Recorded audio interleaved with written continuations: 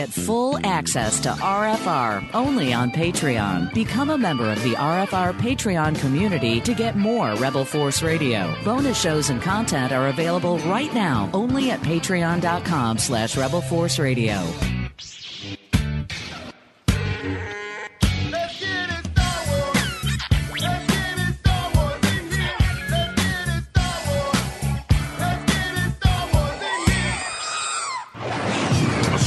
Rebel force has penetrated the shield and landed on Endor.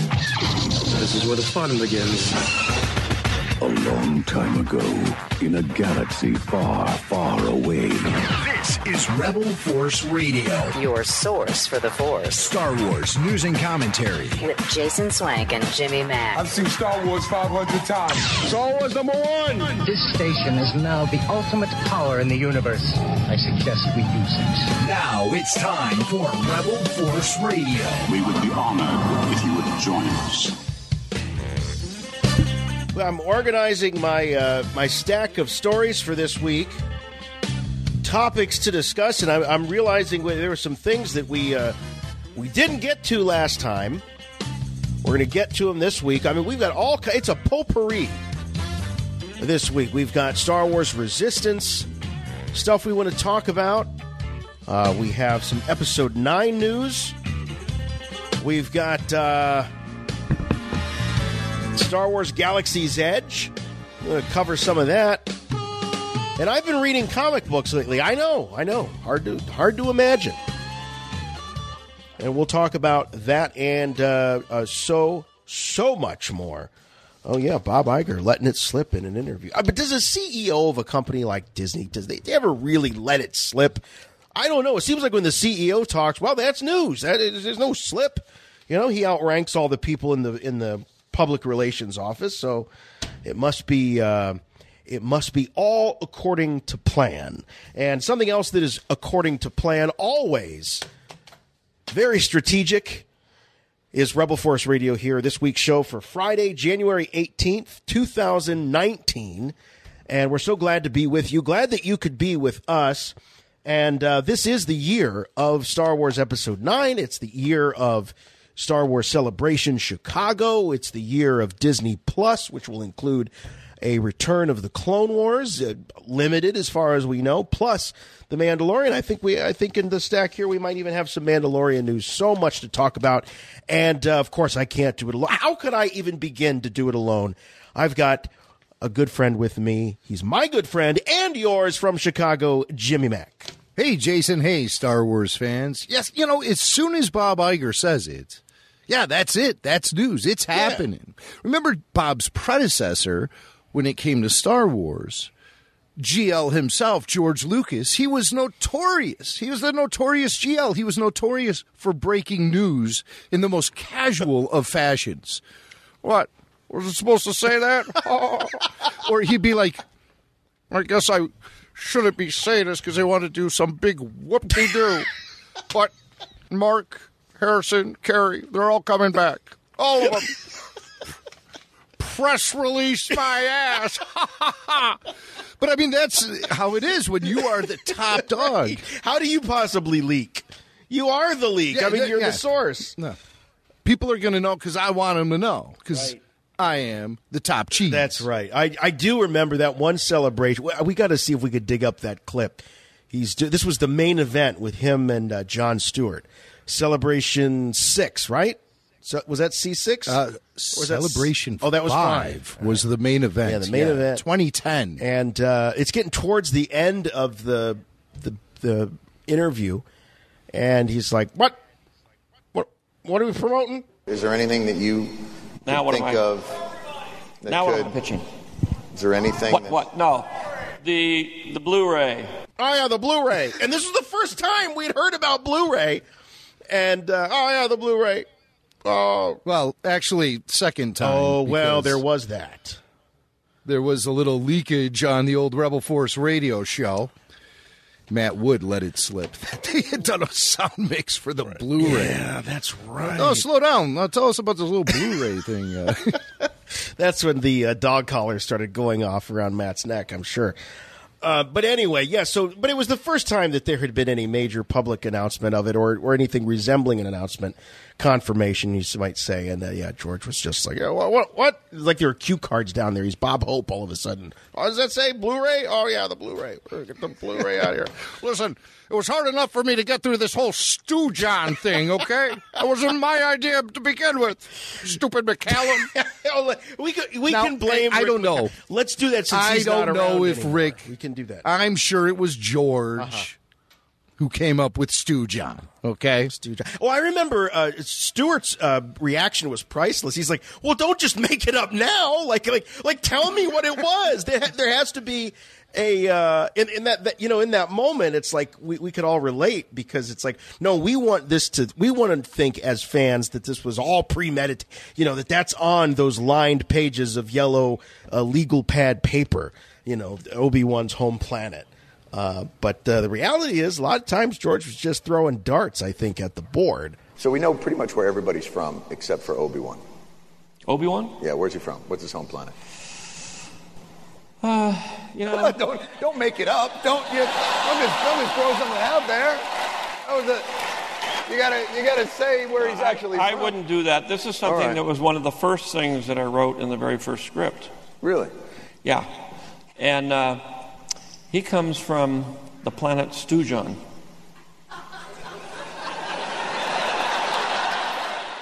Do you think he just made it up on the fly? Oh, gee, I don't know. Do you think? Stujon, Yeah, right. I came up with it on the golf cart ride over to the stage. Do you remember when we knew that GL had entered the campus there at Celebration because of all the big black SUVs? Do you remember the big fleet of black SUVs? It was like the President of the United States had shown up. No, I do see, big-time Chicago politicians when they travel around. They get that caravan of intimidating black SUVs with the windows all tinted out and stuff. That's when you know someone important is in the building, if you see those SUVs. Yeah. Yeah, and I was like, well, why, gosh, it's George Lucas. He's a filmmaker, But then, others, I think, Jim, it might have been you, reminded me, well, he's worth $3.5 billion. So, And there's 60,000 Star Wars fans in that building that he just walked into. Right. Although I would think it always takes me back to that robot chicken bit. No. You're George Lucas! I take it you're here for the Star Wars convention. I sure am. Want to see my costume? See? I'm a Tauntaun. But I don't have to tell you. You invented Tauntauns. Well, that's very interesting. Listen to my Tauntaun call. Nicely done. Be my Tauntaun. Classic. I'll be your Tauntaun. Yeah. Actually, a couple of things. I like to sometimes throw these out because I think when you experience Star Wars in the real world, you know what I mean? The real world, like around the water cooler at the day job, people you might run into when you're taking the kids for their swim lessons or whatever. And so I had someone at the day job come up to me who I don't know real well, but my reputation does tend to follow me as being the Star Wars guy, right? You're the Star Wars guy in your universe. I'm the Star Wars guy in my universe. And girl comes up to me and she's like, "Hey, Jason, you'd appreciate this. My new boyfriend, he builds, the robots, the Star Wars robots." What do you mean he builds the robot? He's like in a club where they all get together, and instead of working on cars, they're building, like R2. Like, she has no idea. She's young, not a big Star Wars fan, obviously. But it turns out I sort of draw it out of her, and I'm like, "Oh, is he a part of the R2 Builders Club?" She's like, "That's it, the R2 Builders Club." And he's a member of the 501st. And I said, "Well, how is he doing on his R2?" And she's like, "Oh, it's done. Like, he just controls him. He's going around the house and stuff." I'm like, "You lock that boy down. You lock that boy down. You have a droid. You have a droid in your house. I mean, come on. It's the perfect ring bearer for the wedding, right? R2 coming out with a little arm and a little pillow on the arm. How adorable is that? Gotta have that. I wish those R2s were around when I got married.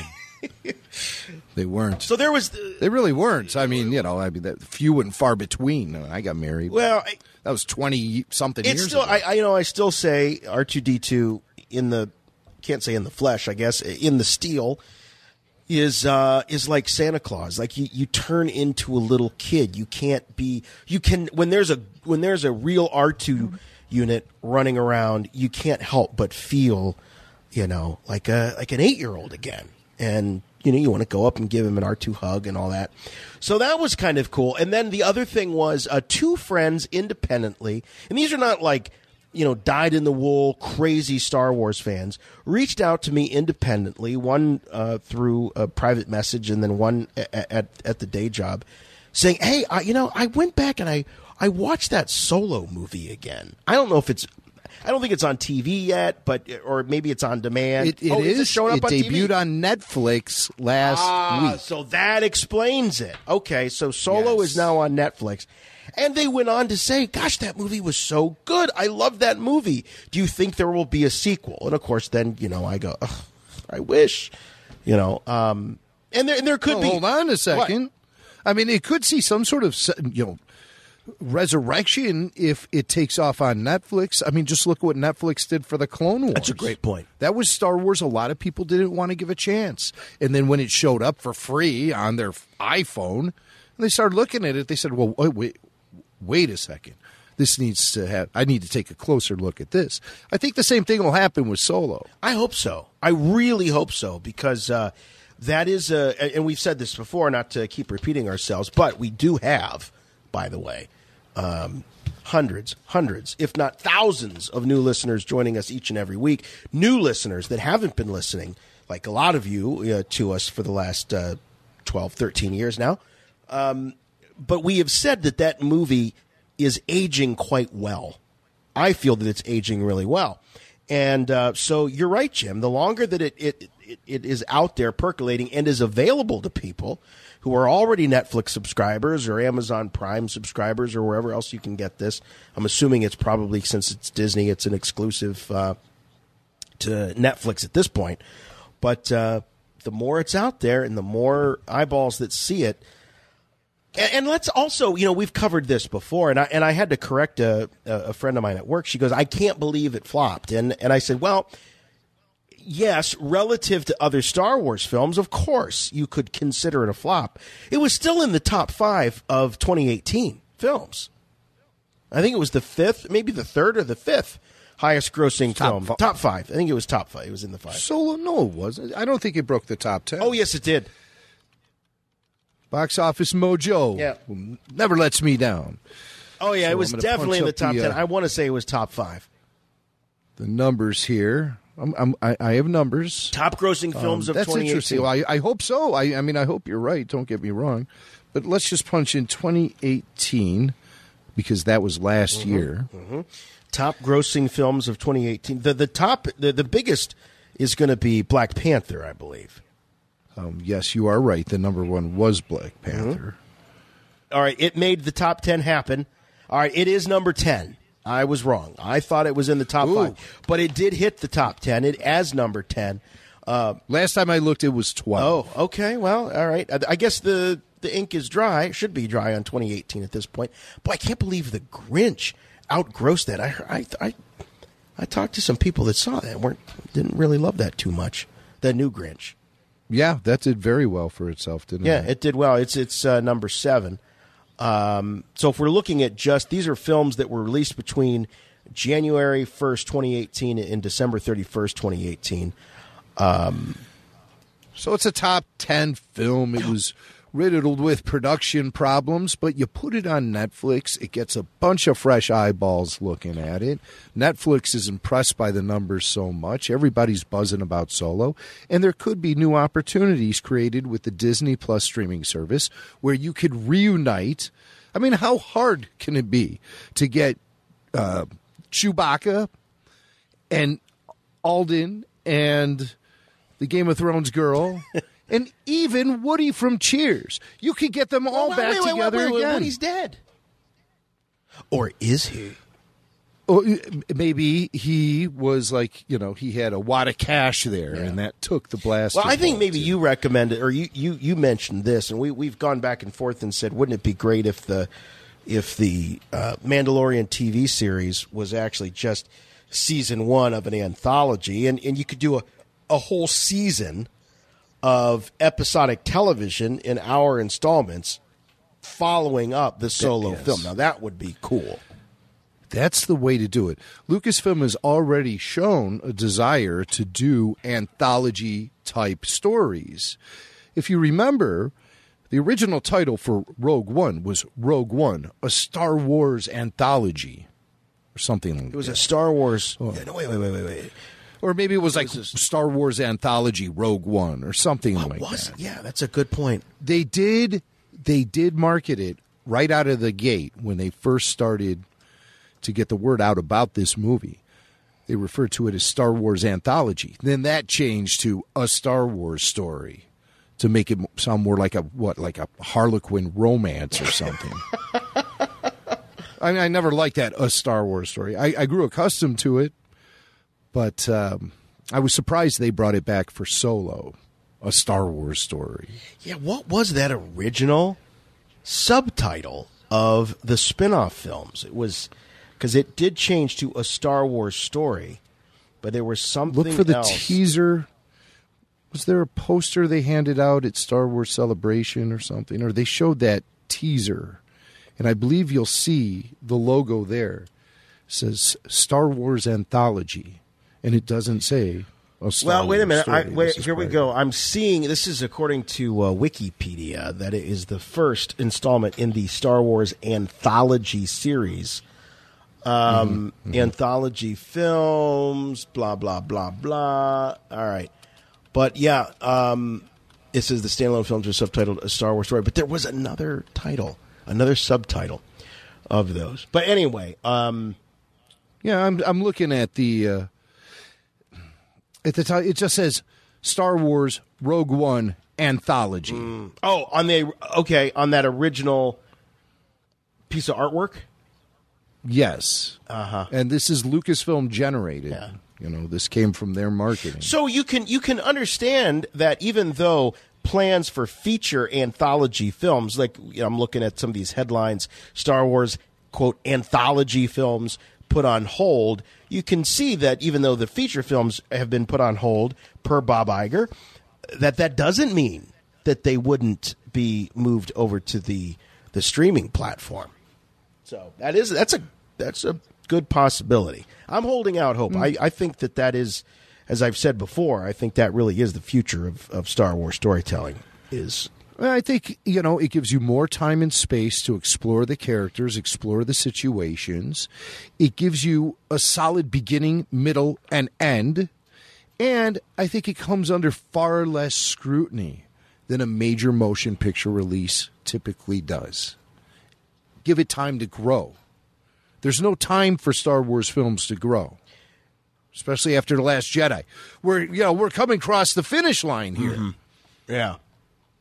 There are rumors out there that this is the final Star Wars film. Yeah. Which is I find to be absurd, because I do believe the Benioff Weiss produced film will be the next thing to come out. But I think there will be downtime while they establish Star Wars streaming. Yep. While they milk Star Wars Galaxy Edge for every ounce of money that they can. I mean, those are going to be the top priorities with Star Wars, not movies following Episode 9 for a little while. I think a little while, not too long. Well, don't forget that Ron Howard, who is friends with George Lucas, he's got a great relationship as far as we know with Lucasfilm. So if any, George told them to hire Ron. Yeah. Remember? Yeah. He admitted that. But after the sort of the Solo, disappointing box office of Solo, which really wasn't disappointing until I believe that second or third weekend when it started to look a little bit grim. The first weekend was all the signs were pretty positive.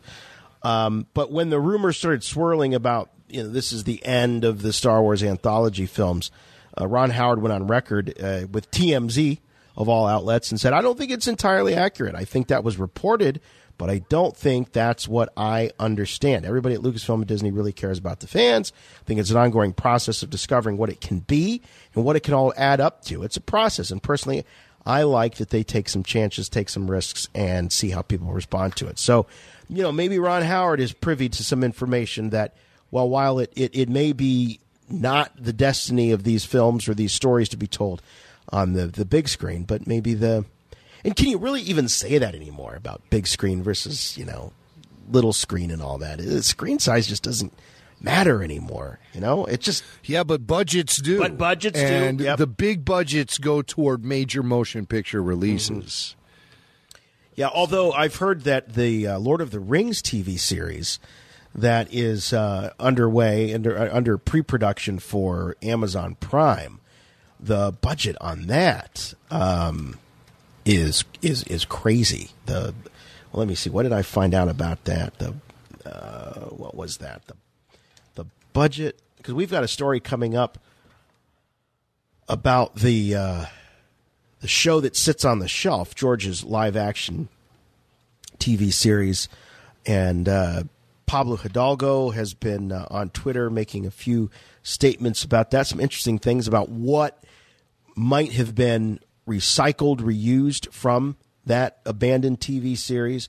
But this is according to The Hollywood Reporter, that the Amazon exclusive series, Lord of the Rings series, is expected to have a $1 billion budget. It will be the most expensive series in history. $1 billion. $1 billion. Well, I mean, how many episodes are we talking about here? Well, it doesn't get into that.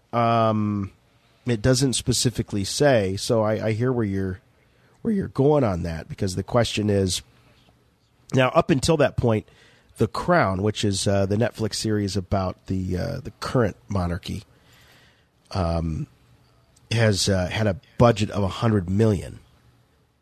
So I don't know, man. I mean.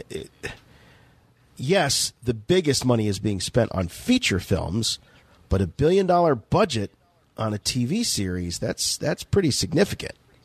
That's real significant. So we'll see. It's interesting. Here we see Star Wars and Lord of the Rings kind of perhaps facing off together a little bit, like they did there in the 90s when Peter Jackson's Lord of the Rings series was coming out, and we had the Star Wars prequels in production, and 11 Oscars. I believe that was the final haul for the Return of the King. But it's going to be interesting to see. Will Lord of the Rings, now there's no, it says that while it was confirmed last year, they don't have actually a premiere date for this yet, so they're still working on it. But interesting that perhaps maybe Lord of the Rings will kind of force the Star Wars TV series, kind of up its game. I have to say that there were a lot of people when the Lord of the Rings films were coming out, and I believe that that first film, that was The Fellowship, right? That first one, right. That came out right after, or about 2 years after episode 1, leading into episode 2. And we knew that episode 1 was going to feature a very young Anakin Skywalker, and that was going to lead into this, at the time, I think we were thinking perhaps a love triangle. We knew that there was going to be some sort of romantic involvement, clearly, between Anakin and the mother of the twins, and maybe Obi-Wan was going to feature in that. And you saw all of these, you saw how they could take a fantasy film like Lord of the Rings and fill it full of these really deep and dramatic performances.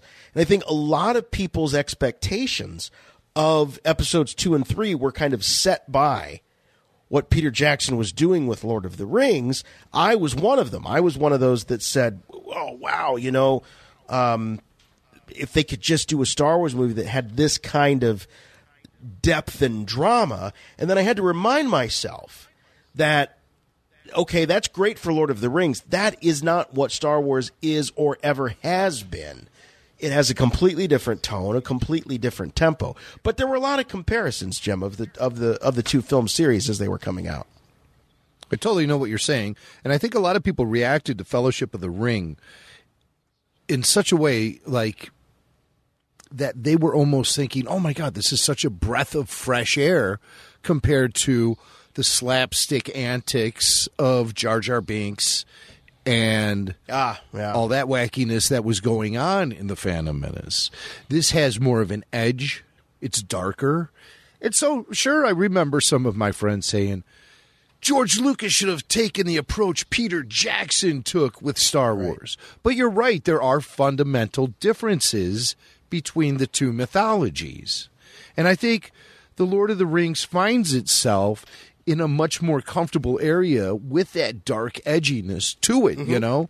It's all there in the source material to begin with by Tolkien, and you're dealing with a civilization that is being suffocated under this darkness that these wizards are unleashing upon them. And so it's the whole thing is a struggle, and it's about a guy struggling with, trying to bring out his full potential and everything and complete a task, and you're rooting for him the whole way through. Yeah, I think you could safely say, and believe me, I know that you could get a doctorate in Tolkien, and I'm not anywhere near that level of expertise, but I always come back to the fact that Star Wars is a fairy tale. A long time ago in a galaxy far, far away is George Lucas's equivalent to Once Upon a Time, whereas Lord of the Rings was a heavier, almost like a Greek mythology or something much. You said darker. It is definitely a darker story. I like how you compare it to Greek mythology because Star Wars almost is more like a folk tale, right? As opposed to, there are obviously huge mythological elements to Star Wars that take it up a notch, but not like Lord of the Rings. Greek mythology. Really interesting how you put it out there that way, and I'm sure that Tolkien was very much on his mind. I'm certainly no professor on J.R.R. Tolkien. I don't even know what the J, R, and R even stand for.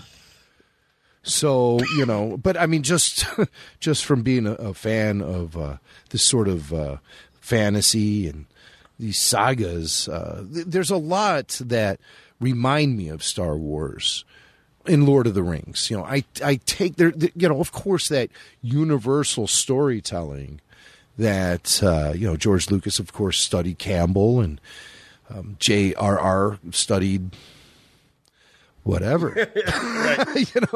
Like I said, but I'm sure like he dug deep into things like mythology, as did George Lucas.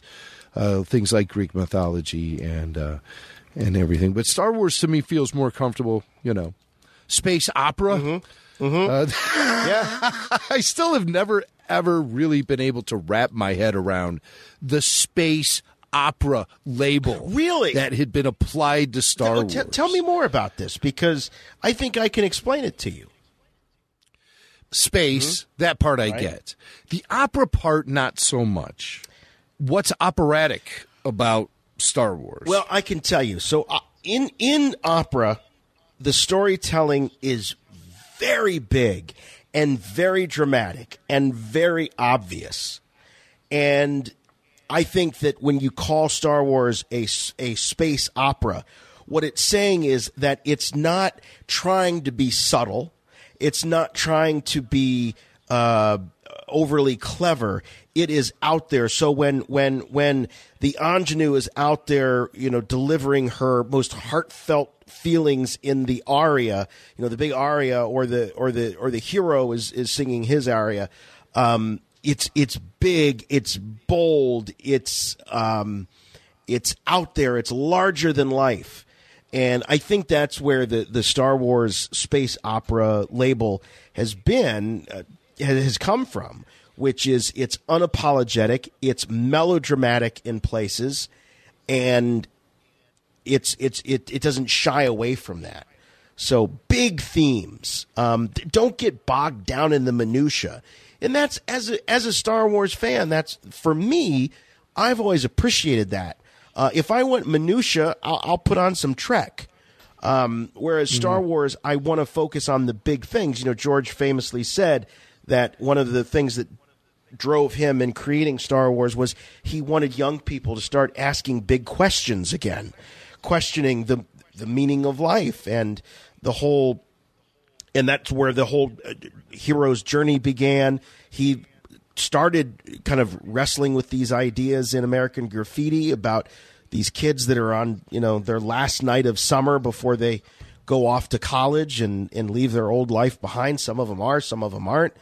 It's taking that first step that Obi-Wan mentions. So that's. And if we show at rebelforceradio.com if you think I'm way off base, but does that make sense to you? Well, of course it does, but I always have been more attached to the mysterious elements of Star Wars. And to me, opera says something that's just right out there in the open and in your face. Yeah. While I find myself being more attracted to the mystery and the mysterious elements of the story as it unfolds. So, and the spiritual, So, those are things why I could never necessarily attach the space opera label to Star Wars, but I've heard it since day one. They've been saying this about Star Wars since 1977, so it's nothing new. But it was always just put out there, and I don't think anyone's ever questioned it. Space Western, I feel more comfortable, especially with A New Hope. It has some of those elements. It reminds me also, a lot of the great movies from the past, like Robin Hood, the Errol Flynn version, and all the great Westerns. Shootout at the OK Corral. I'm thankful that we're having this conversation because nobody's ever really sort of laid it out there in obvious terms like you just did, at least in any conversations I've had. Well, I think if you go back and you look at the films that, and we've talked about this, and you can't talk about Star Wars without, putting it in the context of juxtaposing it with the other films that were coming out popular at the time, from The Godfather then to the real gritty, kind of what was Watergate, 76? It was 73 or 72, 73. Okay. 72, yeah. I mean, that post-Watergate era where everything got real gritty. Yeah, Nixon resigned in 73. That's right. But where everything got real gritty. And I think about what was the film with Dennis Hopper and Jack. And Easy Rider was one that was real popular right before Star Wars came out. And those performances were real subtle. And the method Taxi Driver, Dirty Harry. Right. So many, and also the disaster flicks were real big too. Towering Inferno, Airports, Earthquake. Yeah, right. No, you name it. It was real, downer stuff going on. So Star Wars had a happy ending. I mean, a really triumphant ending, and complete with fanfare, and also it was so obvious in its delineation between the good guys and the bad guys, and it was this breath of fresh air. So I think that's also sort of that obvious nature of it, the fact that it didn't hide from that. It didn't try to cloak itself in ambiguity and faux complexity. It just was out there and larger than life, and it was what it was. And it certainly is that. Yes. So the label does work. For sure. It's just me, Billy D.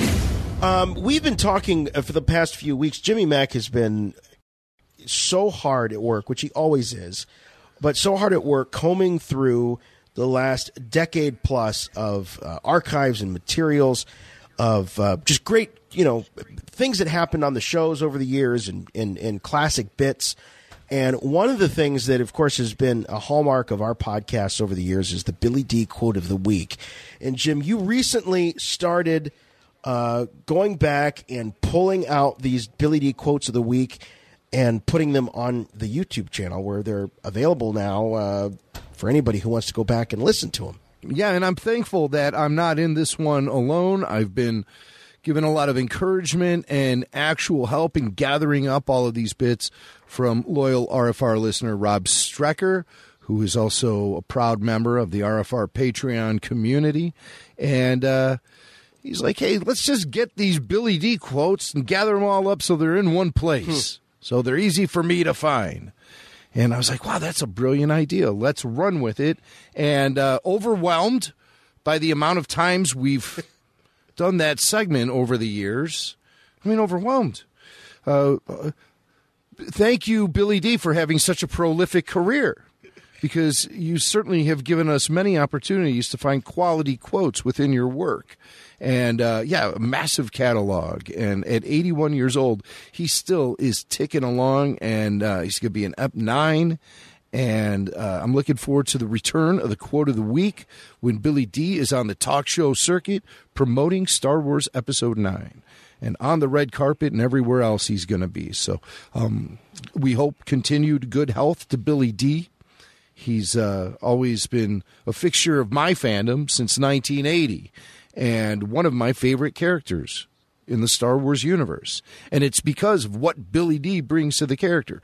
So, if you feel the same way about the coolest cat in the Star Wars universe, visit our YouTube channel, which is youtube.com/Rebel Force Radio, I think.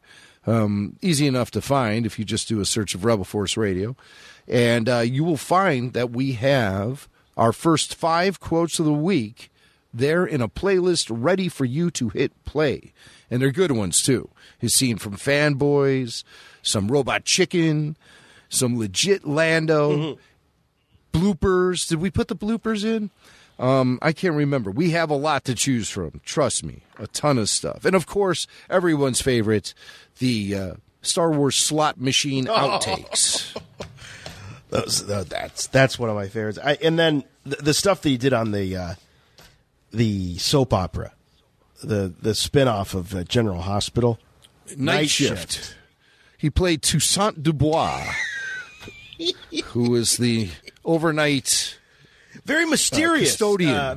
Custodian. Because he may have been an angel of some sort, perhaps. I think he did sort of fade away in that last episode, and they looked up, and he was gone. But yeah, illustrious background as a jazz musician, and just philosopher of great acclaim. And there he is working a night shift at General Hospital, mopping the floors. Might I add, disposing wisdom. Yes. So we'll have to dig up some of those. Those are from the Pete Nadel days of the podcast. So you'll be hearing a different voice other than mine on some of those earlier ones. But we'll be sprinkling out some great Billy D Quote of the Week segments hosted by Jason and Pete. And then from 2000 whatever on, it's me and Jason. Yeah. All of them were gathered by me, though. I'm the one who sat there and suffered through some of these films. I remember back with the DVR, man. You would have the Billy D search term set in the DVR, and I'd be like, what are you doing? You're like, I don't know. I'm watching this old movie with Billy D I've never heard of before. Yeah, I watched them all, folks.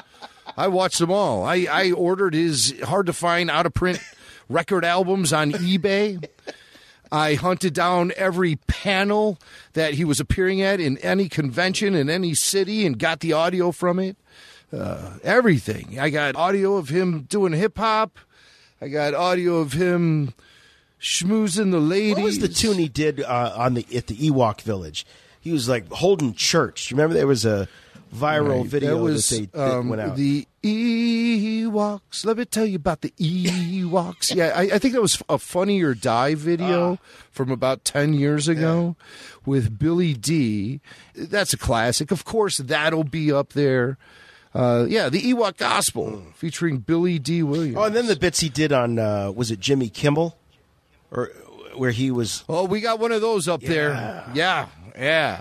When Billy D was talking about a guy from the Indiana government body, a well-known guy named Harry Balls. It's all there. It's there. So I'm going to be, throwing up a few a week probably. I want them, I want the full catalog to be available by the time we're seeing Billy D at the end of the year in episode 9. Yeah.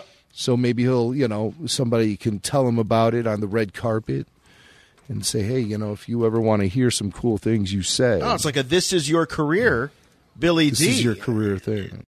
Take it, Billy D. After Princess Leia crashed the speeder bike, who had our sisters back? And who was it that led the Allies to the bunker back door for their sneak attack?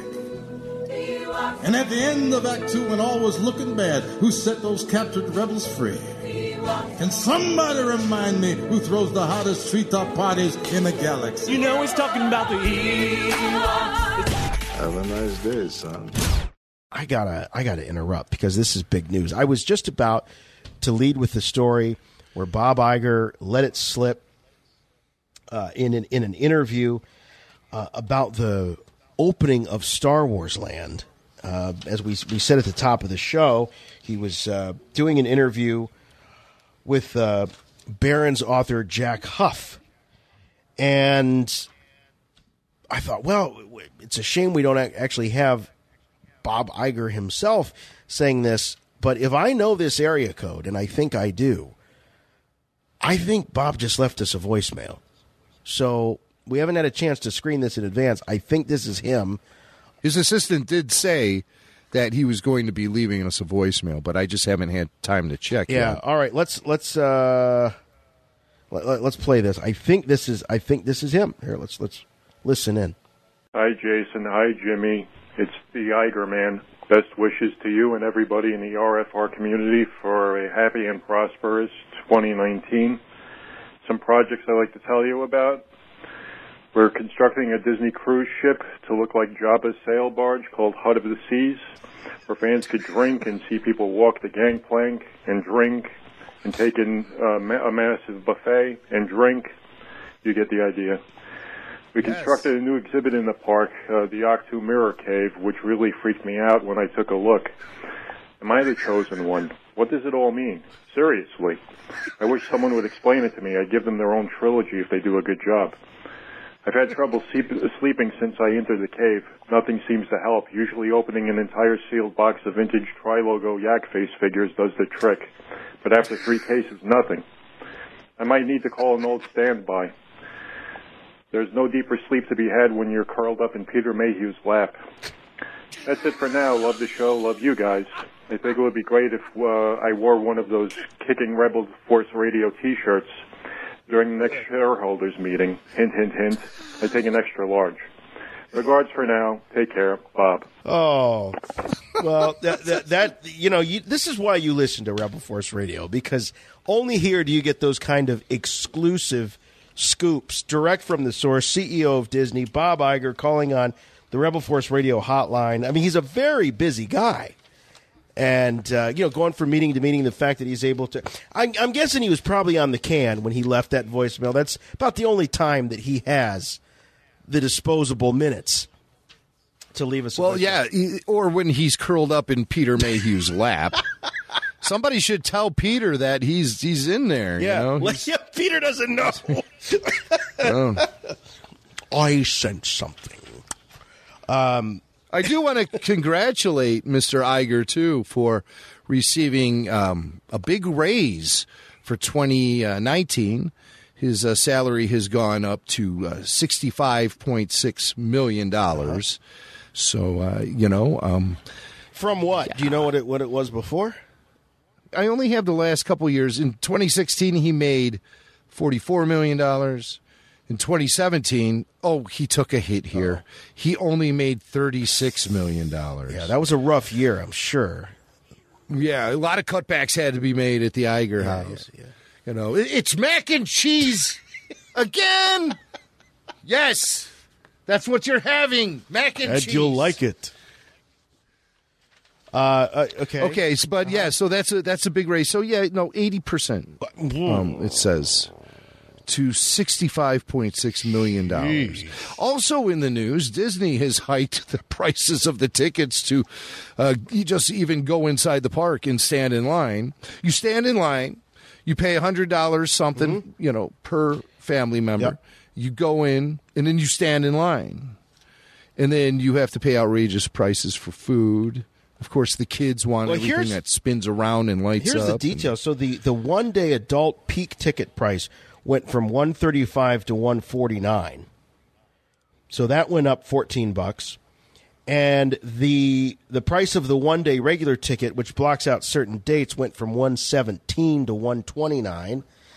And the price of the one-day value ticket, which blocks out even more dates, went from $97 to $104.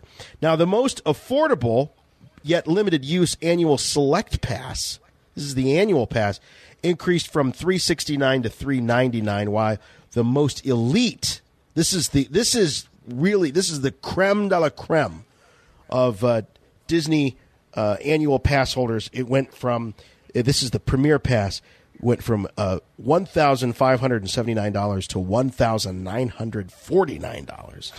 So about a $400 increase on that. But they say, this is Liz Jager, the Disneyland Resort spokesperson, says that we continue to provide our guests with a variety of ticket offerings to meet their needs while helping us to spread visitation, better manage demand, and deliver a great experience. Even the parking was not immune to this. It went from $20 to $25 per day. So, but this is the first time that they've raised their prices since last year. So they went up in February of 2018, and here we are in January 2019, less than a year, and they went up. And I understand. Look. I work in live entertainment. I understand you got to raise the price. Look, your costs are all going up. To do business, your cost of doing business is going up. So therefore, the cost, you're going to pass a portion of that down to your customer. That's just the nature of the beast. You got to do it. But I guess you would have to be a native there, a local, to have the annual pass. I don't. Well, yeah. What are you going to do? Fly in for the weekend? Well, if you're able to do How that. How many weekends a year are you going to do that? If you're able to fly in and out, 3 or 4 or 5, 6, 8 weekends in the summer, if you're able to do that, you're not going to mind the $400 hike to that premier. I bet George is a member. Well, no, he's a legend now. Remember, George became a Disney legend, which means... So what kind of perks? Well, do you remember the story is... Because there is a whole list of perks, and our old buddy Kevin Lyle, he was at the event when George officially became a Disney legend, and I think Kevin was sitting at the table with another Disney legend, Dick Van Dyke. And one of the big perks is that you don't have to wait in line for the rides. This is true. Like George ever had. Well, I don't know. I mean, we saw him running around Disney, and there was a full complement of it wasn't like Elvis. George isn't going in and buying the place out for the day. He's going in there when the fans are there. I don't know if he's waiting in line, but now as a Disney legend, he's got the card. You think they're asking him for that card? Which one of those Disney cast members are standing there asking him to see the card so that he can go to the head of the line for the ride? And can he bring family members with? Is Melody able to come with him, or does she have to wait in the back? Or the kids? I don't know. I think there's a story from the prequel era when they were shooting in Australia, and George didn't have his security badge with him at the studio, and they denied him entrance. This is on the set when they were filming out in Australia, right? Yes. They were filming there in Sydney, and I think George showed up. I forgot my badge, but the beard. You got the beard, you got the plaid, and you ain't going anywhere. And it would be like Crocodile Dundee standing there at security. You're standing right here. You're not going anywhere, punk. Yeah, I am. That's George not Lucas. a knife. I'm George. I'm Lucas. I'm George. Let me in. This is a knife, okay? I'm going to hold it right to your throat. That'd be great. I got an idea for a movie. Well, you've got so there you go. You've got Bob Iger. He's calling in, and big plans. We've got this coming up here in just a few minutes. We might as well get to it. We've got news headlines coming right now. I have good news for you, my lord. That's good news. Come closer, I have good news. It's going to be Crocodile Dundee meets Howard the Duck. All right, all CGI. Let's kick things off with a little news about The Mandalorian. Since we last talked about The Mandalorian, there has been a few things that have leaked out. I would say that they've done a great job of keeping things fairly hush-hush on this. But one big deal is that Nick Nolte rumored to be, I don't think there's been a confirmation from official sources. Yes, this is official. Yes. We're talking about it has been officially announced. No, it's a fish. A fish. It's like a fish. Star Wars. It was in. Yes. There was a press release and announcing the entire. You're right. cast. Variety.com. Here it is. This is right before the holiday. Oh, come on. Variety and your ads. The worst. Yeah, okay. So here it is. This is dated back in end of November. Nick Nolte has been officially signed. Now, the rumor department. I heard a weird rumor about Nick Nolte's involvement. Yeah, I heard that it's voice only. Did you hear the same thing? That would make sense. When you reveal what the full rumor is. Well, I don't have the full rumor here. Now, Disney did not comment on the casting of Nolte. That they've yet to comment. Now, Variety back at the end of November said that they confirmed this with their sources. So this is as confirmed as it's going to get right now. So, but you've got Variety, and look, they've got their sources and they know these things.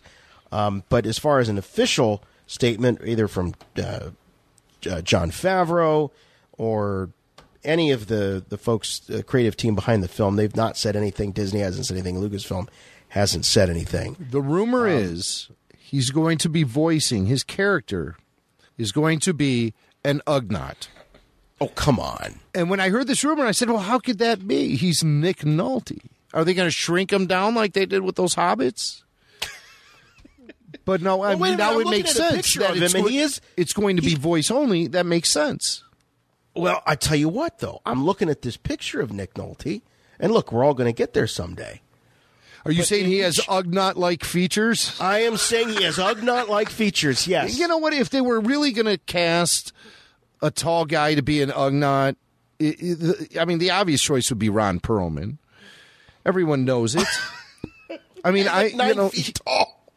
He would, but he's too tall. Beast. He's way too tall, and so is Nick Nolte. Thus, he's only going to be providing the voice, and that's what the rumor is. What if it's stop motion and it's like his face? Not stop motion, but motion capture. Well, that could work. That could work. Sure. I mean, how much money are they going to be spending per episode? It's going to be a lot. I heard it was like $10 million plus an episode. Not Lord of the Rings money, though. Well, we don't know how many episodes of Lords of the Ring there's going to be. No, that's true. $100. That's a lot of money.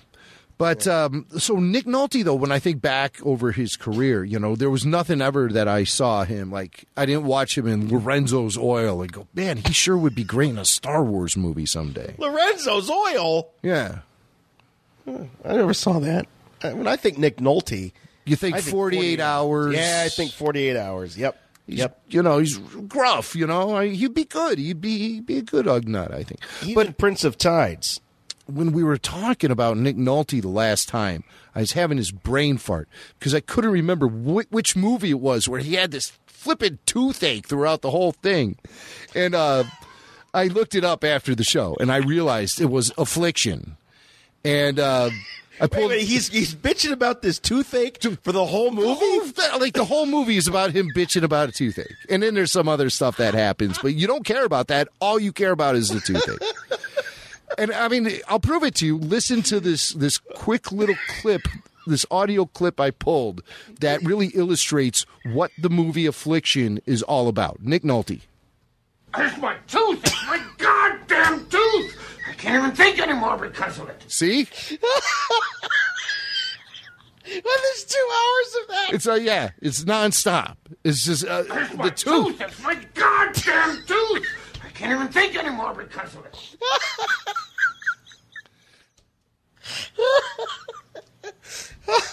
It's so Nolte. I know. It's so and you feel it. You're watching the movie and like your teeth kind of start hurting a little bit. It's so convincing. Such a great movie. Such a great movie. He's such a great actor. I love Nick Nolte. Just hearing that, I want to, Well, Ugnaughts have some funky teeth, so maybe he could channel some of that. Yeah, that would be. They have like tusks. Yeah, the tusks. Yeah, right. so there's something there.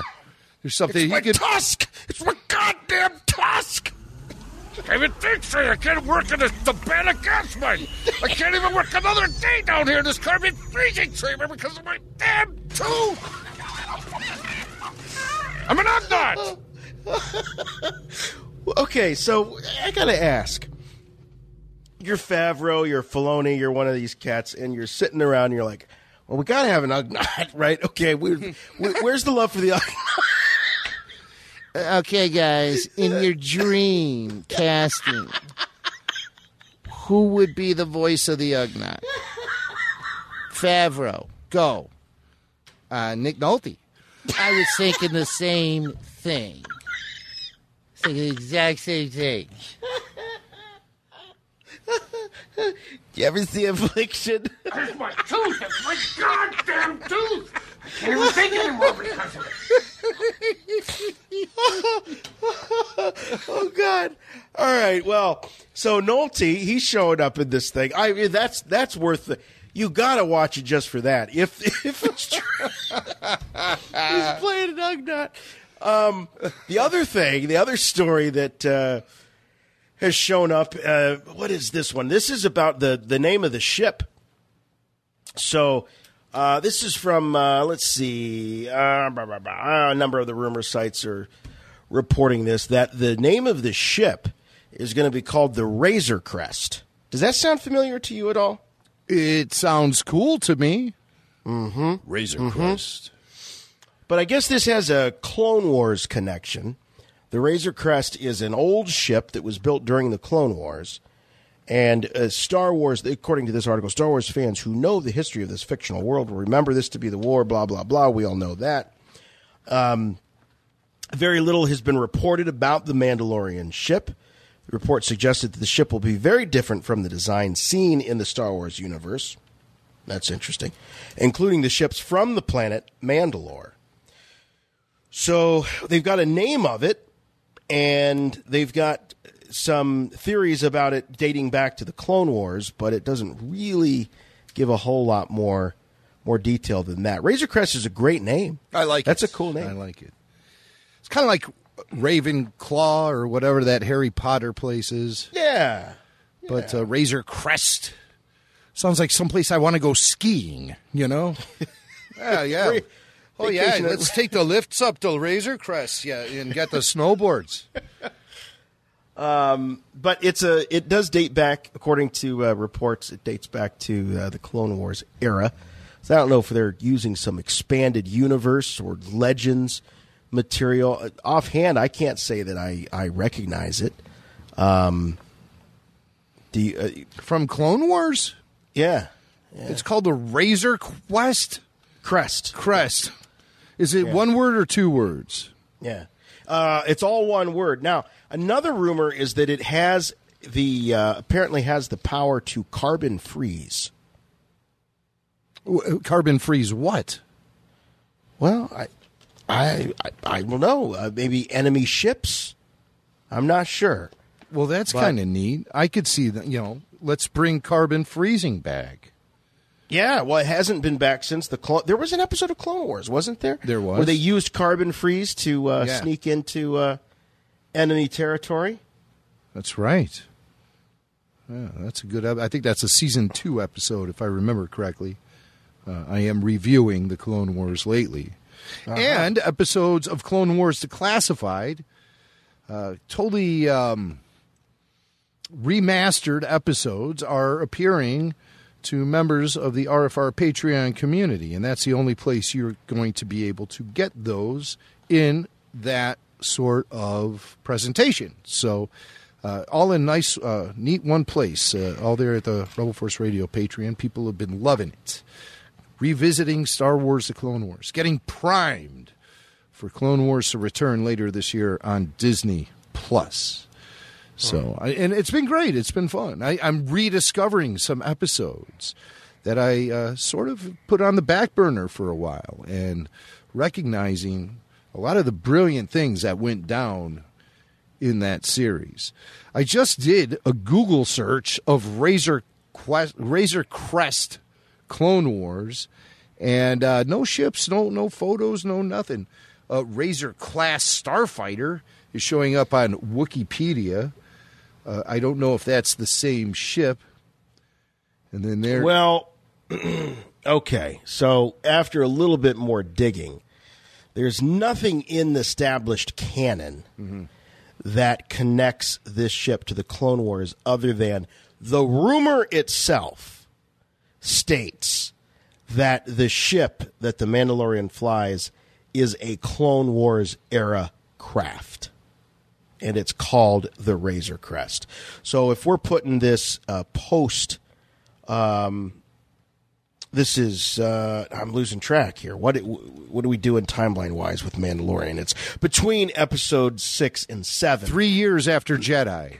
3 years after Jedi. This is if this ship does date back to Clone Wars, we're talking about what, 20, 30-year-old ship? Oh, right? Yeah. 40. Yeah. Well, 40-year-old ship, maybe. Probably. It's an old one. It's a classic. Let's just say Clone Wars happened 25 years prior to the Mandalorian series. Yeah. That seems about right. Yeah, that makes sense to me. So anyway, there you go. The Mandalorian, Nick Nolte, joining the cast, according to Hollywood Reporter, or Variety, rather. Come on, one more time. One more time with the Nolte. It's my tooth. It's my goddamn tooth. I can't even think anymore because of it. Now picture that coming out of an Ugnaught. It's my tooth. It's my goddamn tooth. Even though we heard from Disney CEO himself, Bob Iger, we do want to go back and revisit that story. It was Barron's senior editor Jack Huff, I think that's how you pronounce it. He was interviewing Bob Iger, and in the course of that interview, Bob kind of let it leak. And as we say, if it's Bob and he's the CEO of Disney, is it really a leak? But he did sort of let the cat out of the bag that June is the grand opening. The Star Wars Land, Star Wars Galaxy's Edge will open in Anaheim in June and in Florida later in the year. Now, my sources are saying that the Florida operation is a little behind schedule, and that the real big whoop-de-doo, as George would call it, surrounding Star Wars Galaxy's Edge will happen in Anaheim, and it will happen in June. So what I'm hearing is what Bob Iger echoes what Bob Iger is saying. And Jim, that's not to say that Orlando won't be getting some sort of opening hoopla, but nothing like apparently what's going to be happening in Anaheim this summer. I can't believe it's already coming up in just a few months. Right, and there's been a ton of progress done. I mean, it's incredible. It went from a few piles of dirt to actually a real happening thing. I mean, it is almost like pinch yourself. You've always dreamed about a Star Wars amusement park, theme park, and now it's going to be happening. And some of the early imagery and descriptions of the rides, the two big showcase rides there, the Millennium Falcon ride and the Rise of the Resistance ride. The details, I mean, I just can't wait. A lot of people say, oh, yeah, when I saw that moment in the film, it made me, I cried. A lot of people are saying they cry at Star Wars. I've never really cried at Star Wars. I remember one time when I was younger, I got choked up looking at the Force Ghosts. Yeah? And I was like in my mid-20s, and I was thinking back to my youth and stuff, and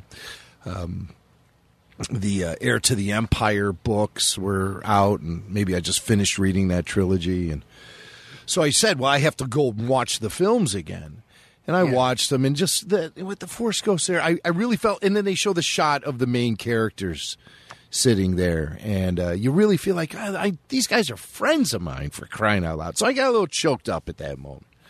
Okay. But I think when I walk into this environment and see everything Star Wars happening around me, especially on this Rise of the Resistance ride, that seems like it's going to be very immersive with life-size AT-ATs, things shooting at you, I think I'll probably just really bust out and start crying. Heck, I even got a little emotional over last summer when I visited Disneyland with the family, and we went into that California adventure theme park they have there. And I've never set foot in that place before. And we're walking along, and all of a sudden, you're in the Cars movie. I mean, you are in it. You know your way around. You're like, I know that. Oh, my God. I mean, and it's there. I got a little overwhelmed by that moment. Radiator Springs. I was there. Really? Oh, my God. Talk about immersive. When I walked into that, I couldn't believe what a good job they did with it. I felt like I knew my way around because I saw that movie so many times with my kids when they were little. I couldn't believe it. Couldn't believe it. The Simpsons area at Universal in L.A., similar vibe, kind of. It was just like, oh, my God, there's that. Oh, my God, there's that. And so when you get in these fully immersive environments, I know a lot of people who are huge Harry Potter fans just go nuts at that Universal Park with the Harry Potter. I walked through it. It didn't strike me like that because, I'm very moderate in my Harry Potter fandom. So, but I know there's a whole generation of kids who grew up with that stuff, and it means so much to them. Almost, it's their Star Wars. It's their Star Wars, legitimately. Legitimately. I can't say that I have ever really shed a tear over Star Wars. I think maybe the closest that I came was when Han Solo met his end. Yeah, in Episode 7, that choked me up a little bit. I don't know if it I felt something. It was more like I felt a punch to the gut. It's like I felt like I took the saber with Han. Yeah. Yes, that makes sense. From Nick Nolte's tooth to Harrison Ford's heartburn, I'm getting all the feels at the theater, apparently. Well, anyway, getting back to Galaxy's Edge. So, the folks over at the Mickey blog, they've got a very nice breakdown about this because they know that if you are hearing rumors that Star Wars Land is set to open in June, and rumors from the CEO himself, I mean, now that that's on record, you certainly don't want to be the one to not deliver, right? Not bring it in on time. So I would guess that they're going to be doing everything they can to make good on Bob Iger's proclamation of June. The Mickey blog, through process of elimination, looking at previous park openings or attraction openings, they're saying that most likely, if they were to put a wager on it, they would say that the most likely date is June 22nd. This is a Saturday. Or June 29th. But they caution and say if you've booked a trip for one of those dates only to be disappointed that Star Wars Land isn't open yet, I would feel terrible. We're not out to ruin anyone's vacation. So, disclaimer here. But June 2019 Galaxy's Edge in Anaheim. Now, Anaheim has they have more land to develop than in Orlando. They've got so there's going to be things that are going to be similar between Anaheim and Orlando in terms of the Galaxy's Edge, but I believe that Anaheim's the only one that's going to have that hotel, Jim, that has the whole. You talk about immersive. You go and you stay in this hotel, and the whole time you're there, you're in the world of Star Wars. I know. I have mixed feelings about that. It's like, how much is too much? You might want to just get back to your room, and chill out after walking around that park all day. And you get back to your room, and there's like droids in there, and it's like, God, I just want to get a beer or something. You go to the bar, and it's like, oogla bloogla bloogla, like for crying out loud. Too much? Are you saying that there is too much Star Wars? No, we will stay in that hotel. I don't know what the waiting list is going to be like, but from what I've been able to gather is that it's going to be $2,000 per guest, 2-night stay, and so that way you don't have people camping out in there for months on end. I'll never leave. Oh yeah, right. Some like rich weirdos up there, never coming out of the apartment. It's like, what's going on up in there? That room. He comes out. He's all like, his skin's all green, and he's not wearing makeup. It's like, what? That's too immersive. Too immersive. But no, too listen, much. I will take the challenge. If anyone can overdose on Star Wars, it's me. And I definitely think we will be staying in that hotel. I would like to get in there early on, just like everyone else. I don't know when they're going to start taking reservations or, booking guests and everything, but I'd like to get in there soon before everything gets videoed and YouTubed and spoiled, and I'd like to have some freshness to the experience. So you wonder how they're going to stay on top of that. How much evolving will this hotel experience go through? I mean, if you stay in there 1 year and then go back 3 years later, is it going to be a totally different scene or different characters? Is it going to evolve with the films and other mediums in the property, like the streaming show and all that? We'll have to wait and see.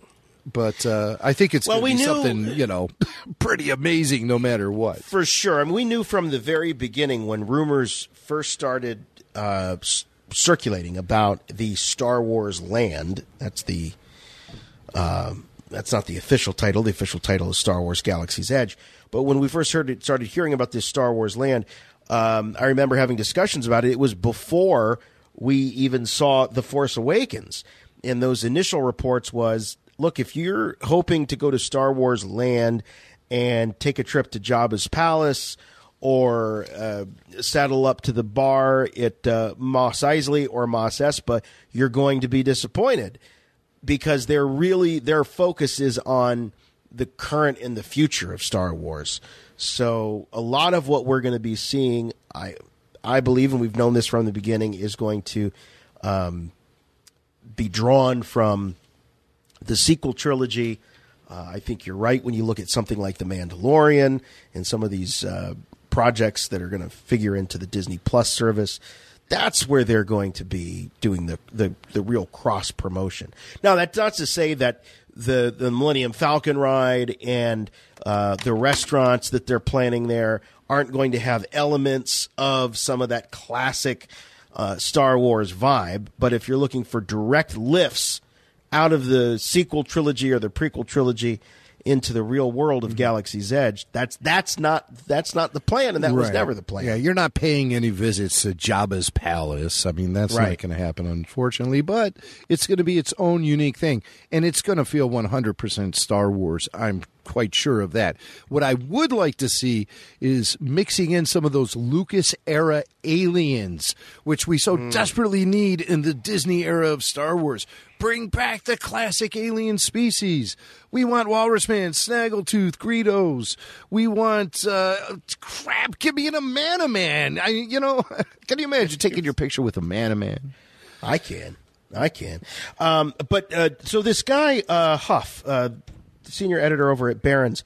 So he actually, in addition to interviewing Bob Iger, as part of that, he actually got to see and experience the work in progress there. Right. And he was on the Stuart Varney show, which is on the Fox Business Channel. And I think we've got a clip here of Jack talking to Stuart Varney about what he saw there.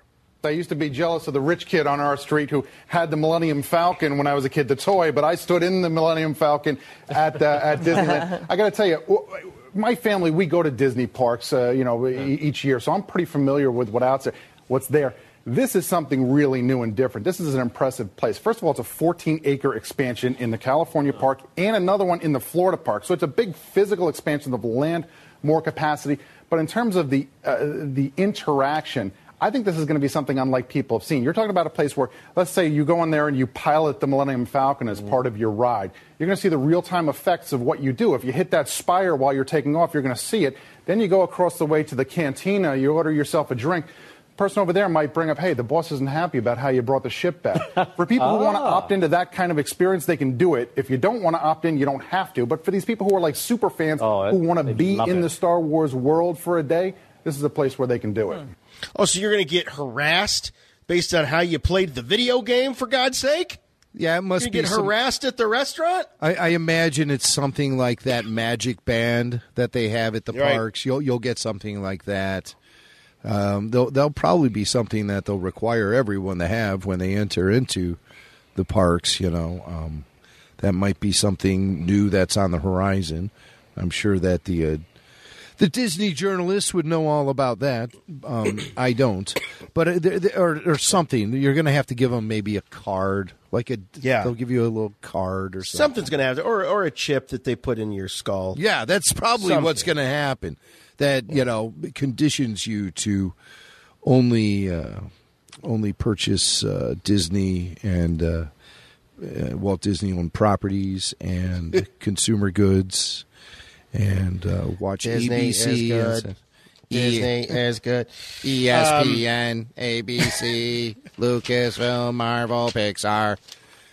What's wrong with him? Oh, he just went to Disneyland. Well, there are worse ways to go, and I'm certainly looking forward to it. Here's the deal. We've got a lot of people that are going to be spending a chunk of change and a chunk of their time, their precious vacation time in April, converging there onto Chicago, only to find out potentially in Chicago in April that the official launch date, the opening day of Galaxy's Edge in Anaheim is going to be June 29th. So I would imagine that that's going to, a number of people are going to be like, oh my gosh, I can't do two of these types of vacations in 1 year. So some people might, I don't know. I mean, Star Wars Celebration is already sold out. So we know that. So there's no turning back. But I think there might be some people, Jim, that were surprised that might have thought they had a little more time between the Star Wars Celebration and moving and going to Chicago versus heading out to California. Well, time, you're always up against the clock. And I have a confession here. I ran out of time and did not purchase Star Wars Celebration tickets for my two boys, and I wanted to take them on Sunday. So if anyone listening to the show is selling two general admission tickets for Star Wars Celebration Chicago, Sunday only, let me know. Show at rebelforceradio.com. I'm desperate. It happened during Christmas. I was like, Sunday sold out? Why didn't I get a warning about this? Wait, why didn't I just buy the damn tickets? What's the matter with you, you idiot? But I didn't, so I dropped the ball on that one. And don't tell the boys that happened either, because yeah, no, I still got time. All of a sudden, I feel like I'm going to be involved in some sort of Ralph Cramden scheme to get these kids tickets for the event. So before that happens, before I end up selling my soul, maybe a listener is looking to move a couple of Sunday tickets. So please let me know. Show at rebelforceradio.com. All right. This is Star Wars Resistance Declassified. So let's talk a little bit about Resistance. There was a trailer for the second half of the season that was announced, or was released, rather. Yeah. And I got really excited when I saw the trailer, Jim, and so I jumped right into, because I fell off about after episode 4. I think maybe I watched part of episode 5 of season 1. It just didn't scratch the itch for me. I'm not going to sit here and say, well, I demand very adult storytelling, and I still watch the old Super Friends cartoons. I wouldn't call that very adult per se, but there is an element of when Star Wars is being told through a real modern kind of in-your-face contemporary style, it just doesn't work for me. And I love the fact that there are fans of it. I've watched a couple episodes with my kids. They don't bug me about it and say, oh, put on Star Wars Resistance. If they say put on Star Wars, they mean one of the movies, honestly. But we hear at Rebel Force Radio, we hear from parents all the time that their kids are into it. My kids seemed interested in it. It didn't really stick, as I say. They weren't hounding me to see more. Oh, I got to find out what happens to Kaz. But I have to say, let's talk about the trailer. There are a number of things that jumped out at me. One is the fact that we see General Hux in it. And I don't know if we actually have a clip of Hux. Yeah, let's go through the clips. All right. And then see what they reveal, and then we'll analyze that. All right, here we go. Looks like there was a system here, but there's no star. Those planetoids. What could have done that? So here you've got Poe Dameron and Kaz. They're cruising around in their ships, their fighters, and they're seeing the remnants of what is a dried up, or a series of dried up stars that clearly have been used in the creation of Starkiller Base. Yes. Or perhaps some prototypes there. And there's asteroids, too, so it appears that... No, I use a cream for that. Asteroids. Yeah. Oh, okay. Be careful you don't grab that when you're brushing your teeth. But, so Kaz and Poe on some sort of recon mission, and they see, missing star from a star system, asteroids. So they're obviously seeing some effects of early Starkiller Base testing, maybe. It seems kind of off the charts. But you're starting to see now the show is beginning to weave its way into the events of The Force Awakens. And I think this next clip may illustrate that. They could be preparing for war. That's why they want this station. All remaining systems will bow to the First Order, and will remember this as the last day of the Republic. So we get to see Domhnall Gleeson's very subtle and idiosyncratic performance as General Hux. There's your soap opera right there, pal. Or your right. Space opera, I should say. Totally. Oh, solo mio. Same kind of thing. Well, but so we're going to see Hux. But what's most interesting about this, more interesting the fact that Hux is another film character showing up in the series, is that we are now seeing what we thought we might see with Clone Wars once upon a time, what we had hoped we would see with some sort of Star Wars television series, which is an overlapping of the events of the series with one of the films, so that you're privy to see the fallout of what's going on in the films, from another point of view. And That's really a cool and intriguing idea. What was that that play that Shakespeare did, Rosencrantz and Guildenstern Are Dead, which was a retelling of Hamlet. Hamlet. It was Hamlet, just from a different perspective. Right. The Star Wars equivalent of Tag and Bink Are Dead. Remember that Dark Horse comic? Right. Where you were seeing guys who are way down the totem pole and looking at the events of the Star Wars films through their perspective. And so now here you kind of get that with Resistance. What they're doing is they're looking at a holographic projection of that speech. So apparently that was blasted out on ESPN or whatever across the galaxy. And everyone, watch talks and they're taking direct dialogue tracks from the film, which seems to be something kind of new and kind of the modus operandi of the day for some Star Wars animation. If you look at that YouTube series they have that also pulls audio directly from the film, and it gets animated into a different medium. So that's it. I wonder how far the envelope is going to be pushed in that direction. Could we eventually see an entire retelling of the Star Wars original trilogy using vocal tracks from all the actors from the original films? They have access to all those tracks. It's all been digitized. They're known as stems, and they can be inserted into mixes of anything, movies, TV, video games, you name it. And animation is starting to use the vocal talents of the film actors.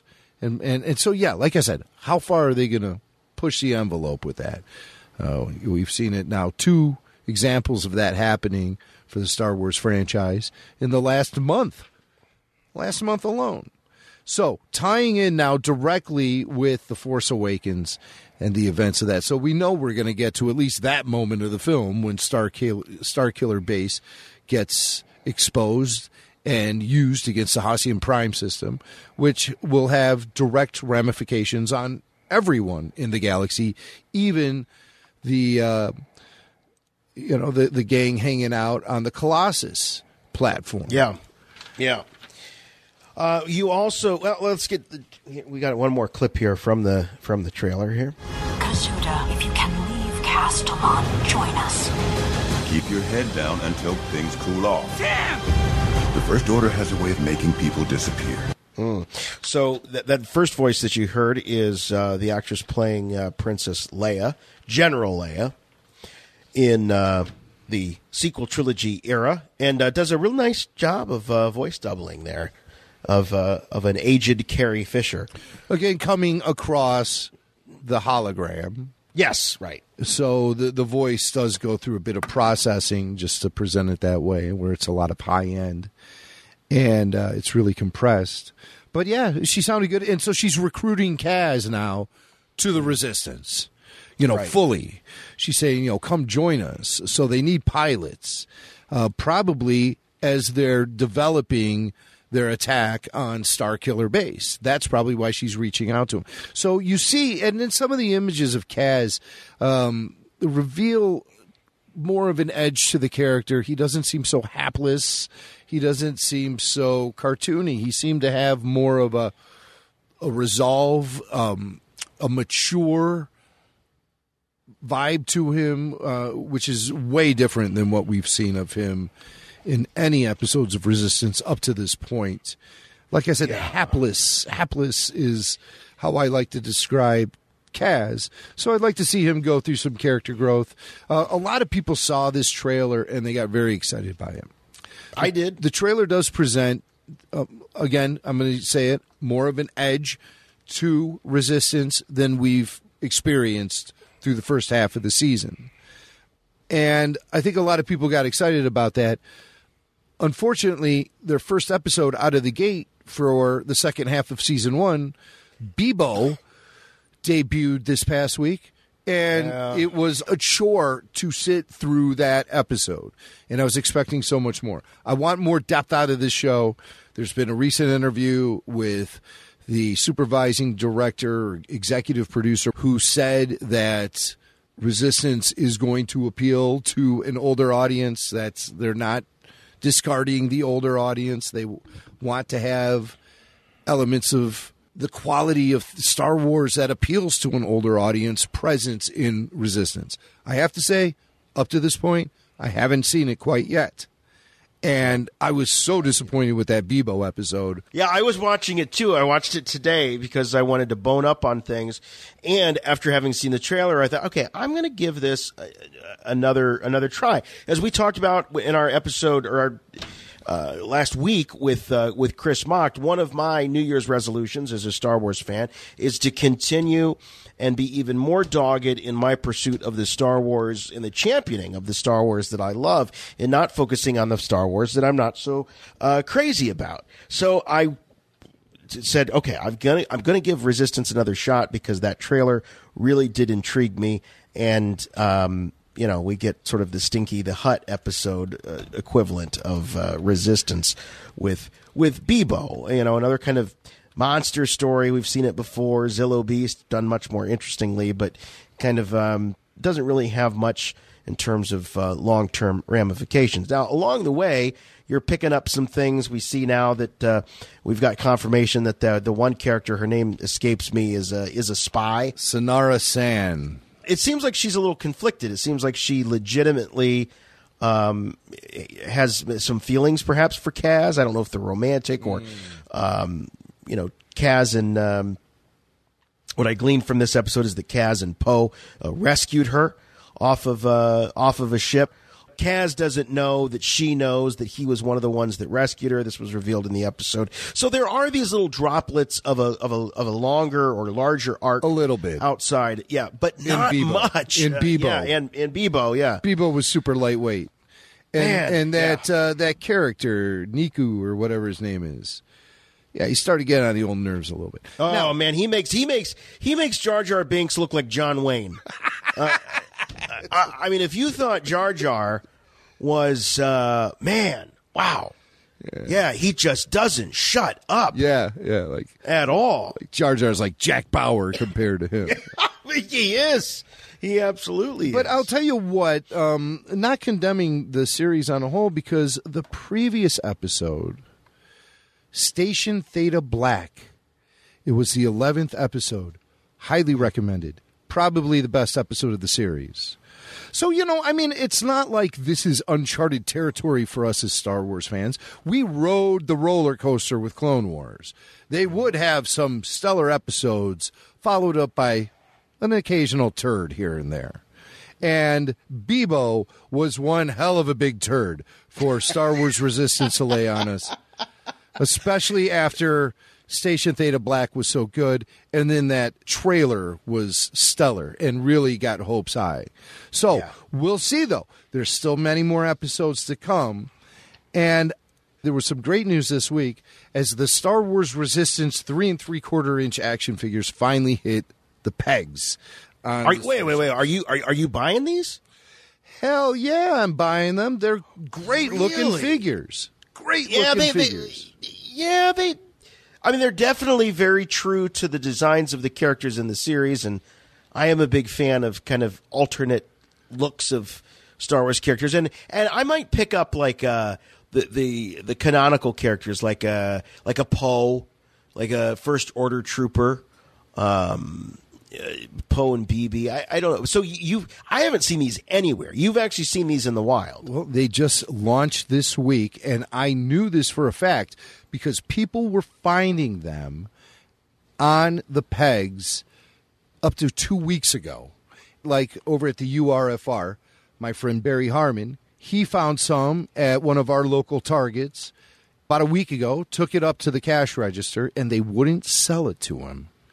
They had a street date of 1/15/19, and they were firm about that street date. But they were cool at Target, and they held on to the figures for him, and he was able to go pick them up this week. Knowing this street date now was burned into my brain. I said, well, you know what? I really like the look of that Commander Pyre gold First Order Stormtrooper, and the other figures look great. So I really would like to pick them up. And I know they're hitting on a certain date, so I set it in my calendar and looked at my phone today, and I said, "Oh, today's the day." So I went to Target, and nothing. Nothing on the pegs, as usual. Oh. Nothing on the pegs. But, you know, I was in a real good mood today. I got a great sleep last night. And I was just like, you know, I'm feeling pretty good. I'm going to roll the die on this one. And so I walked over to a guy who works at Target. And I was just like, yeah, you know anything about the Star Wars figures? They have Star Wars figures. They have a street date today. You know, I'm just like, I don't know what's going on. You know, trying to play, kind of like being like the hapless dad role, kind of. Yeah. Well, I'm my kids. I'm wearing Star Wars Rebels hoodie, but I mean that might have set off, you know. But still, I'm just like, I don't know what's going on here.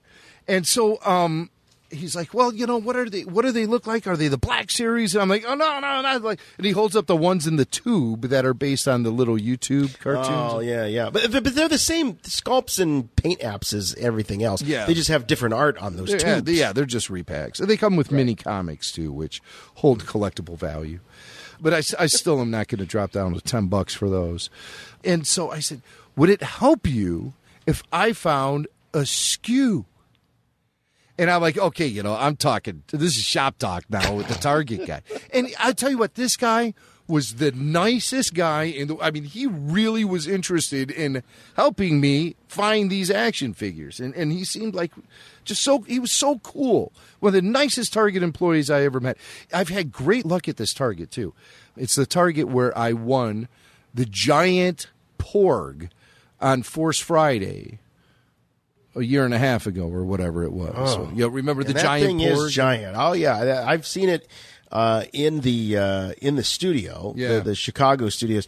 It is it's absolutely enormous. Does take up a lot but of space, normally, doesn't it? you know, I don't generally have good luck with the store employees when I'm on a toy hunt. I had terrible luck, always. They look at me and they're like, oh, you're that guy. Yeah. And you know, they don't want to help you because they think you're going to scalp them on eBay or something. And yeah, right. But I was doing the hapless dad.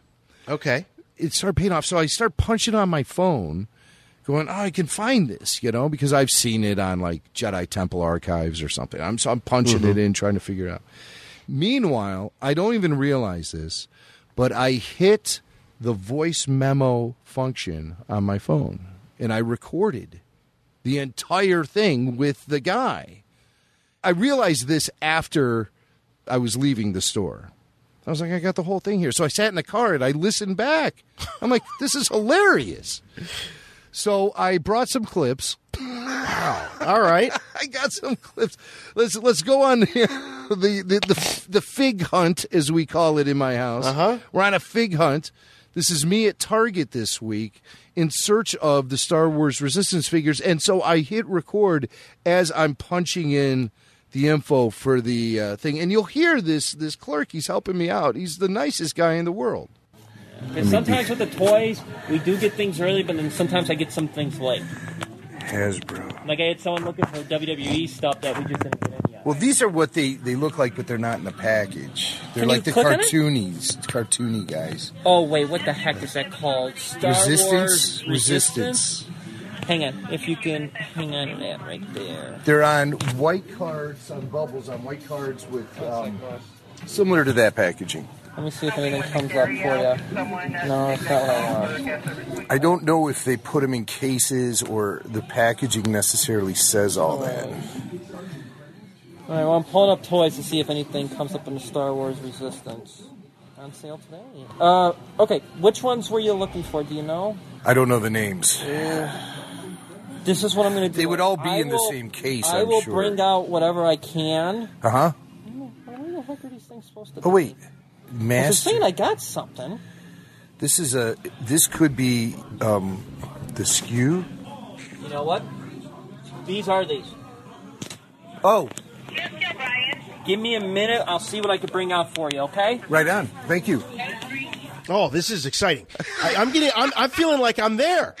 I'm like, oh, these are these. So he's going to go back and he's going to bring out one of those beautiful cases with the tan and the brown and the purple stripes. Those Hasbro shipping cases. Well, hold on now. Minty fresh. Hold on now. That's what I'm picturing in my mind. Yeah, right. Of course, that's what I'm picturing. He's going to roll out a whole pallet of them, you know. Oh, and I could just like jump up on one of the end caps and do a belly flop right into all the action figures. But so I'm standing there, now I'm just in the toy aisle waiting for him. But I had coffee and everything, so it's all going good. I'm listening back to that recording. I'm like, I got this heavy breathing going on that's real creepy. I do have to say, you don't sound like the hapless dad. That may be what you're going for, but you're like, they're on a white card with the bubble, and you're using all the vernacular. You're a collector. I was pointing. Yeah, bubble might have exposed myself to this. Bubble. But I was pointing. I was using visual demonstrations. Okay. Oh, I see. Other things. So I'm there in the toy aisle, and he cruises back. And this moment here almost, when I listen to the recording, it almost sounds like it's going to go into that battle droids. It's going to go into that territory. Like, remember when Michael brought out that during Force Friday? Can we remember that moment again? Oh, yeah. Where's that? I told you you'd need that clip. I know, and I had it right here. Where did it go? Here it is. Oh, what do you got? Here comes Michael with a handful of stuff. Oh. What do you got? Did you find a Yoda? A battle droid? Come on, we can do better than this. A battle droid and a clone? A battle droid and a clone. Oh, my God. So you're having flashbacks of this now as the guy approaches you? He approaches coming out me. Of the storeroom? He approaches me. He has a single action figure. Oh. It's a Stormtrooper. Oh, no. One. Wait, how does he come out of the storeroom with a carded figure? I mean, they don't just have carded figures back there. They all got to be in cases, Jason, right? Like all good space operas, this story must unfold. Okay. Cut 2. All right, here it is. Boss, I got to do another round, but just before I do that... Oh, you got one? Right? No, I got more. I just had to go get the keys. Is this it? That's what's coming up under my computer for me. Yeah, it says right there, as seen on. I'm going to go get the rest of them, okay? Oh, great, thanks. This one's been ripped open. It's been ripped open? Yeah, the bubble was loose. Oh, no. I discovered this was a thing, though, with a lot of these Resistance figures. They even took a step of taping down the bottom of the bubble, but still the sides come loose. The right side of the bubble, as you're looking at the card, was loose on a majority of the figures that I finally did end up getting. But as you could hear on that recording, when he brought out the Stormtrooper, I was like, well, Stormtrooper?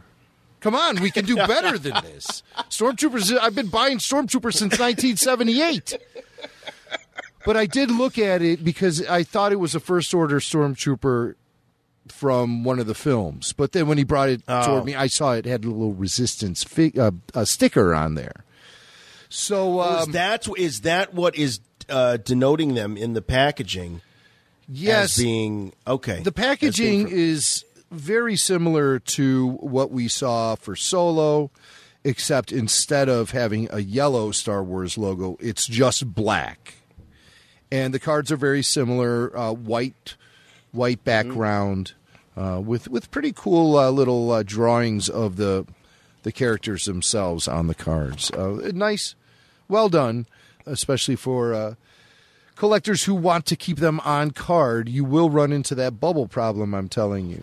So that's a defect from the factory. I remember that happening with another Star Wars line where the bubbles were. I think Black Series. I think the initial release of the Black Series had problems with the bubbles coming loose. You are absolutely right. So here's let's get to the payoff. Mm-hmm. This is when this guy, like I said, I didn't catch his name, but he was so freaking helpful. Target really should be proud of themselves if they're training employees to act half as cool as this guy did. But here I am at the Target once again. My lucky Target. I won't say which one it is because I don't want you guys going there scoring all the cool stuff. But this is my lucky Target, and here comes the clerk out from the back, and he's got, instead of the box, the case, the Hasbro, the cardboard box, he's got them all in one of those baskets you hold to put. Oh, the shopping basket. Little handheld basket, plastic basket. Okay. But it's the mother load. Check it out. There you go, boss. I also found a couple 2-packs. 2-packs. Holy Yeah. crap! Awesome. I'm just bringing them over here because whatever you don't want, I got to put up. Sure. All right, so All right. grab what you want. That's all of them. See how it's got the. Oh yeah, 2-pack. Yeah. That's cool. Yeah, I didn't do that with the curve. They were taken out of the box. I just found Oh, on I the don't shelf like that. So the little 2-pack, so let's see, are $14.99. Oh, okay. All right. That's no problem. Yeah, so I guess these are the little ones, Mm-hmm. and these are the 2-packs. Yeah, scored the whole wave. Nice. Let's see here. You got Stormtrooper. You have, who's this? Sonara San. She's the spy. Kaz. Tora Doza. Major Bonreg. And this is the one I wanted the most. Right here. Ooh. It's Commander Pyre. Crappy paint job, though. So I'm going to take a look at the other one. It comes 2 for case. These bubbles are all loose. Loose bubbles. It's a better paint job on Bonreg. Yeah, whatever you Got it. want. You All can right, use can I my get it basket if you want here. Yeah, that would be great. Thank you so much. All right, yeah, All right, so please, whatever you don't want, you can just leave it there and we'll take care of it. I appreciate it. Good Thank you luck so to you, much my for your friend. time. Oh, thanks. Sorry for the wait there. No problem at all. What was that? Namaste? Namaste? I'm recording. I think he did. Did he say namaste? I think he said have a nice day. Oh, have a nice day. Oh, okay. Yeah. I mean, did he do everything but offer to buy them for you? I know. That was the next step. Yeah, use my basket. Hell, use my credit card, please. I was like, you want to come over and we can play with them and stuff. But yeah, I have them all, and they're so great who's all in the figures. first? So who's all in that first wave?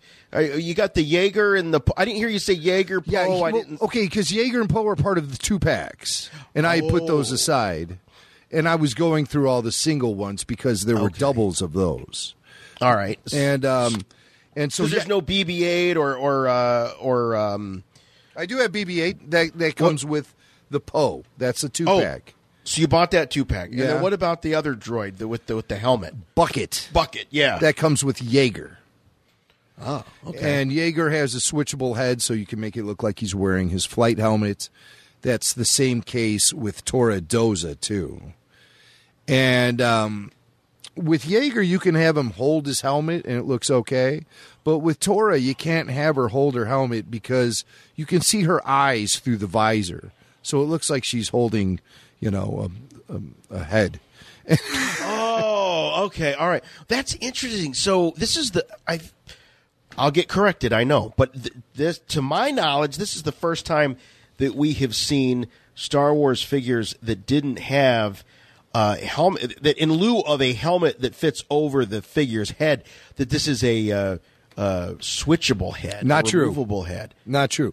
One example I could think of right away is the Macquarie concept Boba Fett, which featured the Macquarie original design for Boba's helmet, which we saw return in the Clone Wars at one point. The bounty hunter.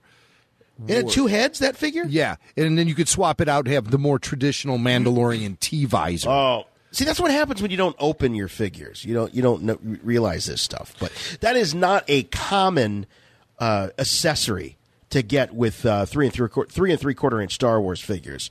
Now, with more, I'm a big fan of the Nekatoys Predator action figures. You'll get like the because you can't put the Predator mask over top of the Predator face. I think they've done that a couple of times, but usually what you get is a swappable head. So you got the masked Predator and the unmasked Predator, and you swap those heads in. That's not been something you've seen a lot with Star Wars action figures. You don't see like a Luke with his flight helmet on head and then one with it off head. You get a helmet that you can take on and off, right? Right. And that is the case with the Poe Dameron action figure. Removable helmet. Okay. Same thing with Sonara San. Removable helmet. My favorite out of all of them is the Commander Pyre. Gold Stormtrooper. Amazing, cool-looking figure. You said that first one was a poor paint job, huh? Now, I did go through each one because they came in pairs in this case. And I noticed I was able to pick the figures that have the better paint application. And so that's why I like to go out and actually, hold the stuff in my hand as opposed to getting it online. That's easy to do, but you can get some duds. And if you're in the position where you can actually choose, take a close look because not all two figures are the same. There are some sloppy paint applications. My problem with the Commander Pyre that I rejected, the black visor was sort of smeared all over the helmet, and it looked terrible. Oh, we don't want that. Yeah. We don't want that. Well, so what you're saying is if you're listening to the show right now and you head out to your local Target, take a look in the toy aisle. There could be some new Star Wars Resistance figures swinging from the pegs, and if you don't see them, ask someone in a red shirt, and maybe they'll help you. Yes, they might. They might think you're a hapless dad, like I am. I guess I was throwing down some knowledge with him. I wasn't, acting ignorant about it. He asked me if I knew any of the characters' names. I was like, I don't know. Yeah, but I kind of did feel put on the spot. Like, all right, wait a second, let me think. Star Wars Resistance. Yeah, I wasn't going to start going through that process with him. It was early, like I said. Well, what if you just said, Kaz, Yeager, like, Poe who? Dameron? Was he gonna go back there and just look for those? You right. want them all. I buy them all, man. Kaz, Shannara San, Commander Pyre, Commander Von Reg, Yeager. Did I say Yeager? How ridiculous do you sound? The guy's like, are you talking about Star Wars? What the hell are you talking about? I thought, he probably thought I was going to say like Yoda, Darth Vader, Chewbacca, R2-D2. Icons. Star Wars Resistance has a long way to go, but it's still fun. And I think that the second half of season 1 will start to maybe show some teeth for this series, and give us something that, we can sink our teeth into. Purchasing the Resistance action figures has drawn me closer to the series. I'm not kidding you. That's that's good merchandising and good marketing when that happens. It's always been very important to have solid. You feel more invested. I feel like it just feels more Star Wars to me having these action figures. Being able to have this character Yeager and Bucket and Commander Pyre and Shannara San and all of them. I think they're really well done action figures, and just having these in my possession, adding them to my collection, draws me closer to Star Wars Resistance, even despite what a stinker of an episode Bebo was. Because that Bebo episode was, I was like, am I enjoying this? I'm saying to myself, I've never said that before when well, that's not true. There were moments, like I said, with the Clone Wars where it was a roller coaster ride up and down. Back in the old days with the expanded universe, there were moments where I would just take the paperback and chuck it across the room. But Star Wars Resistance is something I do enjoy, and I like it better when it's hitting on all cylinders. It's my tooth! It's my goddamn tooth! I can't even think anymore because of it.